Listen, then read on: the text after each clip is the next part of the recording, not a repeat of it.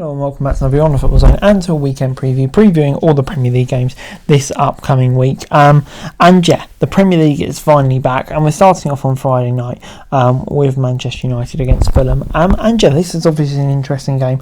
An off-season for Manchester United, which saw Ten Hag stay, some interesting additions, but also at Fulham with the likes of Smith Rowe joining as well. It's going to be an interesting game, this one. United, you feel, need to get off to a fast start, and I'm going to say they will do. I'm going to say United will pick up a 2-0 victory here. Moving on into Ipswich against Liverpool at Portman Road. And yeah, what an occasion this will be for Kieran McKenna and Ipswich back in the Premier League for the first time in 20 years following back-to-back promotions against a team like Liverpool. Of course, Slot's first game at Liverpool as well. So yeah, it's going to be a massive game for all occasions.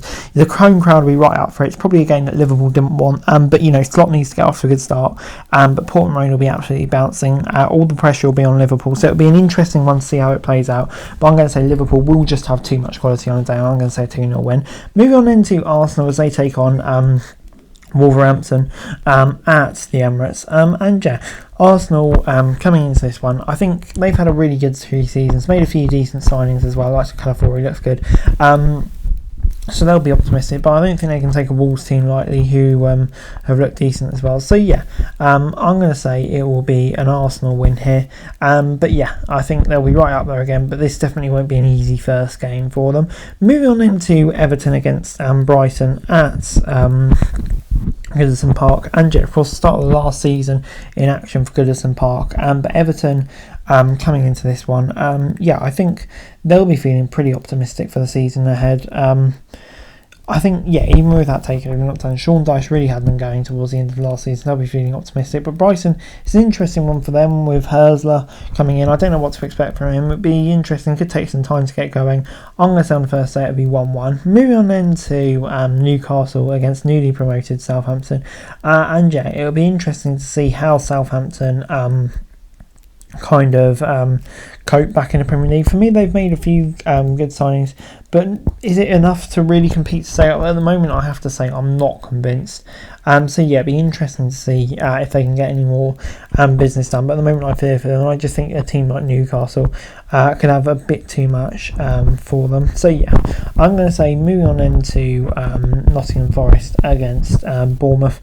And yeah, this is an interesting game. 2 teams for me who will be pretty evenly matched this season. So yeah, it's going to be an interesting one. I think Forest, you know, they've had a bit of a mixed pre-season, to be honest, but I think, yeah, there will be hopes that without points deductions maybe this season they can have a better season. But I think Bournemouth looked so strong towards the end of the last season, it makes this one a particularly hard one to call. But I'm going to say it'll be 1-1.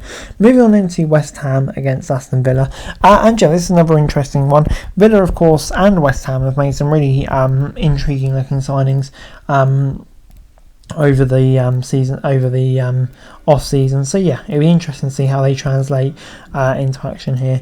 And I think 2 teams who definitely will be pushing for European places this season as well, which could make it interesting. But I'm going to say this game will end in a 2-2 draw. I think it could be quite a high scoring fun game.